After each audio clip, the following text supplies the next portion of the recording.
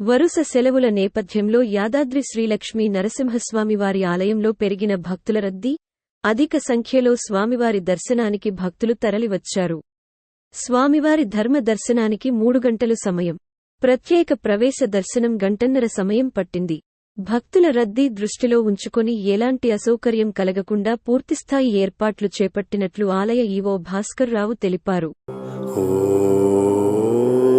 లక్ష్మీ నరసింహాయ నమః.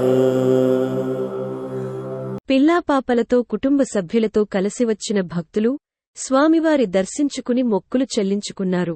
భక్తుల రద్దీ ఉండటంతో ఆలయ పరిసరాలు, లడ్డు ప్రసాదం కౌంటర్లు, నిత్య కళ్యాణం, కొండ క్రింద కళ్యాణకట్ట, పుష్కరిణి, వాహనాల పార్కింగ్ వద్ద భక్తుల సందడి నెలకొంది. లక్ష్మీ నరసింహాయ నమః.